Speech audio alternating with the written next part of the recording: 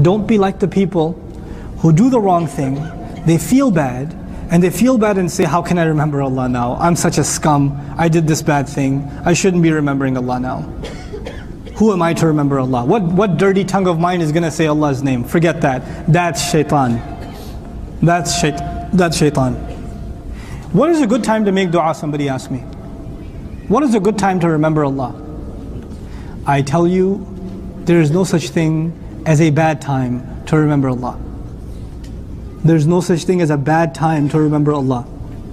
That question itself is invalid, as though the remembrance of Allah is limited to a time.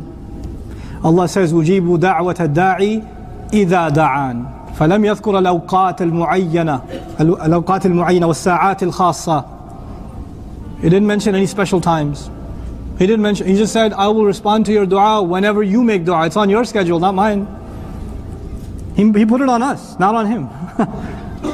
Especially the people of ihsan. Allah says, you want to be people of ihsan? Here's the ayah.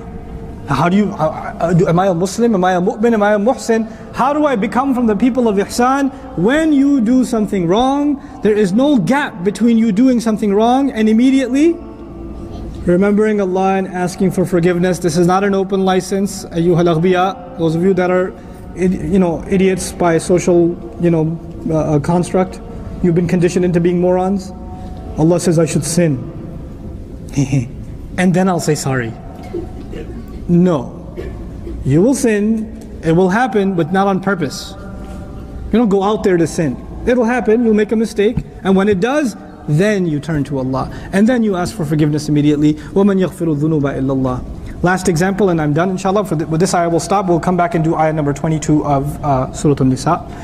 But as I leave you with this one, I saw a child one time in Saudi. I could not have seen that here. I don't think that's possible here. But in Saudi, there was a child who was crying, and his mother was really mad at him in the mall in Riyadh. This was many years ago when I was a kid. And mama's having a field day with him.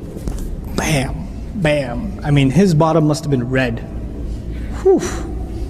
But this kid is hugging his mother, and he ain't letting go for life. And he's going, mama, mama. He started like a mule at this point. When the kids cry a long time, they start sounding like a mule. So he was at the mule phase. It starts, and then it goes, and after a while, about 20 minutes in, it's the screaming banshee situation. So he's at that screaming banshee state, and he's holding on to his mother, and the mother's beating him. She's pounding his bottom. And what does he go run off to someone else? No. He says, mama. She's really mad at me. Where am I going to go though? If I leave her, we're in the middle of a mall. The only one I can turn to is my mother. She's my only shelter. When you and I do wrong, of course we made Allah angry. Of course we made Him angry. But where are you going to go? Where are you going to go? That child at least has a father, has a brother, somebody might have. A believer knows there's nowhere to go. A child might hide behind the father, and the father says, no, take it easy on him. Let me take care of it. Right?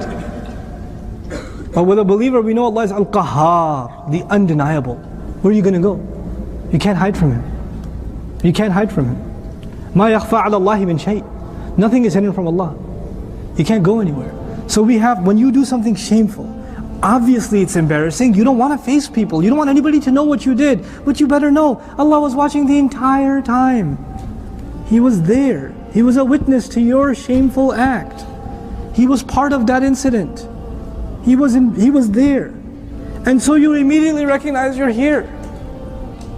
Imagine just in the scene sense, you're doing something disgusting on your computer and your mother walks into the room. How embarrassed do you feel?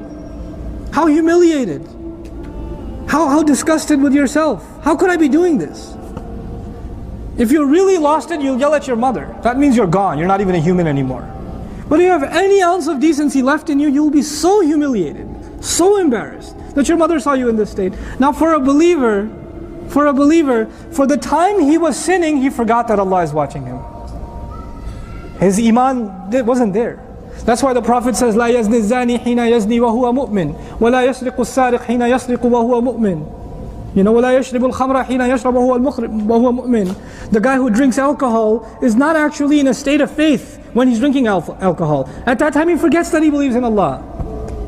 The guy who's doing zina is not actually believing in Allah at that time. At that time he forgets that he's a Muslim. He lets his animal self take over. Then the Muslim self comes back. Well, when you have a slip up and you forget Allah, you can't forget for that long. You'll remember Allah immediately, and immediately you come back to your state of iman and you realize, Ya Allah, I'm so embarrassed. How can I have forgotten?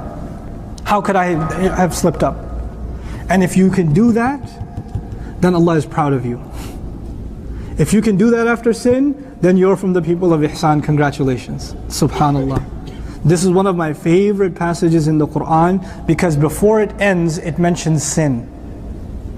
And before it begins, Allah mentions Jannah, and after it ends, Allah mentions Jannah. It's two times Allah describes Jannah, and in between Allah describes the people of taqwa. And for people of taqwa, He describes they control their anger, they forgive people, remember that? They spend when it's easy and difficult, and they sin and ask Allah for forgiveness immediately. They're human, they're not angels. They're not angels. But if you and I can do that, then we have a hope with Allah Azza wa Jal that He will forgive our mistakes.